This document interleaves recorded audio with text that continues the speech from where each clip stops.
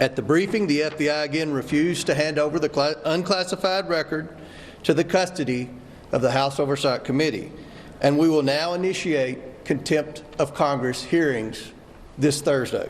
It suggests a pattern of bribery where payments would be made through shell accounts and multiple banks. And there's a term for that. It's called money laundering. For more on this, let's bring in Florida Congresswoman and member of the subcommittee on the weaponization of federal government, Cammack. Congresswoman, terrific to see you.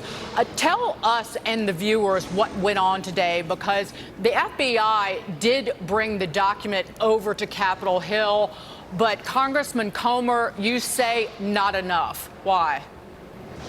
Well, first and foremost, Congressman Comer has been fighting to get full access to the documentation for the entire Committee for Oversight and Government Reform. That is, in a nutshell, a very simple thing to be done, but yet the FBI has resisted every attempt. So there's only one real explanation, and that is that they're hiding something. So Comer, as the chairman of this committee, should have full access, but they've been giving him a hard time every step of the way. You have to ask yourself, why? I can tell you, as someone on the weaponization committee, the difficulties that we have had in dealing with the FBI, they're always seeking to throw up roadblocks. As the constitutional body with oversight capabilities, we have a right and a duty to oversee the activities of these agencies, and the FBI has been throwing up roadblock after roadblock. That's a problem. So the question is, what can you do about the foot dragging? Because I don't think there's any other word to describe it than that. Yeah. Holding the FBI in contempt, Christopher Wray in contempt, is that going to move the needle, or is there another way, therefore, they can then foot drag and we never get to the answer here? Well, and that's one of the big frustrations that I think all Americans have. Certainly I do as an American, where we seem to investigate a lot, but there never seem to be any consequences. That's changing this Congress. We have the power of oversight, but we also have the power of the purse. So what we are doing is investigating thoroughly, getting all of the evidence collected, making the case, but then also subsequently through the appropriations process, withholding key funds. Out of our office in particular, we're engaging what is called the Fence Act. We're going to be looking at fencing the funds for programmatic issues within these agencies like the DOJ, like the FBI, so that they have to comply with our request for information. Until they do, they're not going to get their money. It's as simple as that. And I know you guys have been talking about this. The FBI is requesting a massive new building, bigger than the Pentagon. I don't know about you, but I don't feel comfortable with the current FBI being rewarded with a brand spanking new building that is bigger than the Pentagon to engage in activities that is effectively the weaponization of the American people. And Congresswoman Cammack, at every turn, what we found out just about this information, this document on Joe Biden, is flying in the face of what, say, Jamie Raskin, Congressman, and other Democrats have said, that the Biden information to the FBI was a pre-existing FBI source who had been used in multiple investigative matters separate from the Biden information, was a highly credible source, consistently reviewed by the FBI. And we're just finding out from David Spunt over on the Fox News channel, despite what Congressman Raskin had said, that a source familiar says that the 1030 investigation never ended with Bill Barr at the Justice Department, and then it was actually flagged and sent, the 1023 was flagged and sent to U.S. Attorney David Weiss in Delaware. Yeah, and this is the playbook, right, Dagan? Right. What we have seen is when they don't like something, they seek to discredit it. We saw this through the Weaponization Committee. What we see, whether it's a whistleblower, whether it is a journalist that comes forward, they say, you're not really a journalist. Oh, you're not really a whistleblower. In this case, this informant who has a credible track record of over 10 years and has received over 6 figures in payments from the FBI, which again speaks to the credibility and validity of the information that this person has provided, they are now seeking to discredit that individual. That is the playbook. If they cannot deny the information, then they want to try to cancel the individual bringing forward the information to taint that product. So we've seen this playbook before, but you and I, as well as our viewers back home, know no agency is above the law. The FBI should be about equal justice, should be blind to the political agendas that seem to be driving it to this day. At this point in time, it's rotten to the core. That's why we're doing this oversight. That's why we're doing these investigations. And what's coming out about the Biden family, I almost had to check myself there. It's the entire family that has been corrupted on this entire expedition.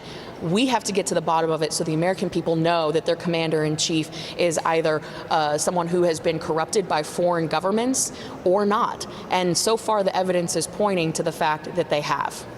All right, Congresswoman, stick around. We're going to come back to you in just a second. So, you got it. About that TikTok ban, it looks like lobbyists are getting in the way of blocking the app in the U.S., well, because it benefits their clients.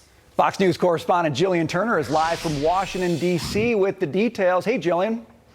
Hi, Brian and Dagan. So since former President Trump called for a nationwide ban, you might remember it, on the Chinese-owned app TikTok, President Biden and Congress so far have really failed in their efforts to see it through. Experts tell us a national ban now looks nearly impossible since the number of U.S. TikTok users exploded by 50% in just the past 3 years. China critics reveal one of the primary reasons is that very powerful pro-China lobby up on Capitol Hill. It may be the quietest lobby up here, but it's probably the loudest and very, very influential as well. I think they've infiltrated the different levels of the government. Montana's Attorney General there talking about his state's TikTok ban, says the source of the problem is clear. Listen. Well, I think we have to look at China's influence in Washington, D.C. That's a town that's addicted to Chinese cash. TikTok's parent company ByteDance, meanwhile, has spent over $13.5 million alone since 2019, and they are reportedly ramping up. When we start allowing an enemy foreign country to enter into our halls of Congress, spend Chinese Communist Party money, and lobby our politicians, that's incredibly concerning to a guy like me. I think it should be concerning to every American who's... We reached out to most of the dozens of organizations that are registered to lobby on behalf of China for comment. Those that replied to us declined. A handful even told us directly that talking about either the Chinese government or TikTok poses a conflict of interest for them, which kind of tells you everything you need to know. Back to you guys. Jillian, thank you so much. Jillian Turner in Washington for us. All right, Congresswoman, come back in. You've taken TikTok executives to task on Capitol Hill after you found posts on the site directly threatening members of Congress. Listen to this. This video was posted before this hearing was publicly noticed. I think that's a very interesting point to raise. But more concerning is the fact that it names this chairwoman by name. This video has been up for 41 days. It is a direct threat to the chairwoman of this committee, the people in this room, and yet it still remains on the platform. And you expect us to believe that you are capable of maintaining the data security, privacy, and security of 150 million Americans where you can't even protect the people in this room? Congresswoman, I'm guessing you're not happy with all the influence that this lobbying seems to have bought in Capitol Hill. No, not at all. You know, they have come into our office and they have tried to pitch us on their side of the story. And as a reasonable American, I'm willing to listen. But of course, I wasn't buying it for 1 second. And certainly not after so much of what they told us behind closed doors changed when we got them into the committee room. Listen, there's a lot of money being thrown at legislators and staff up here in Washington, D.C. But there's two separate issues that we have to contend with. One, it's the security, the data, the privacy of all of the Americans that are utilizing social media apps at large, not just TikTok, but all social media apps. But then you look at TikTok separately. They're owned by ByteDance, which has a golden share that is owned by the CCP, the Communist Party of China. They are not only targeting journalists who are writing bad articles about TikTok, they're holding the social security numbers of content creators on TikTok. And when you look at what happened with India, for example, when they banned the social media app, China Chinese government refused to delete the data because it was leaked in a memo that they wanted to use that information on Indian nationals in the case of war. That should send chills up and down the spine of every single American who is on that platform. It's not just about the fact that they're engaging in asymmetric warfare, trying to target our population that is most vulnerable, that is most likely to serve in the military, but it's also the fact that they're trying to push a narrative that is anti-American, that is pro-CCP. And keep in mind, this is a government that is engaging in a current active genocide. TikTok is an extension of the CCP. We know that for a fact, and it's time that legislators on Capitol Hill woke up to that. It's communist spyware. What do these 100%. lobbyists have to say when you confront them with that information that China is the #1 threat to our national security and that our social media companies are banned in China, so it's about time for some reciprocity? So, because China and TikTok, they use what we're trying to do and basically accuse the United States of racism. So if you just use a reciprocal action and say, we can't do business there, you can't do business here, nothing racist about it. What do these lobbying groups have to say about that? Well, they don't have much to say. And quite frankly, I believe that they should be registering as foreign agents of the Chinese government.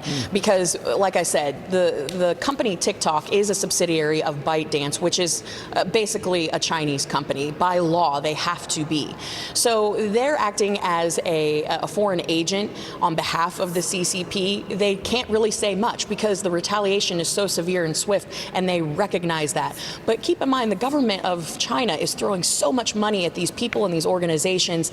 It's almost like a drug. It's almost like what they're doing with this behavioral algorithm that they're using with the app itself.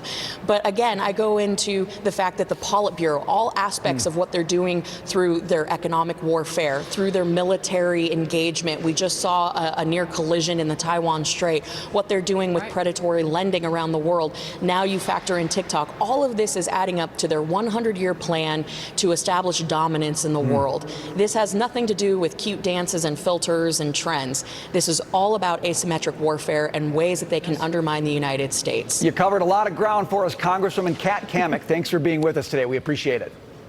Have a good one. Thanks. You too. Up to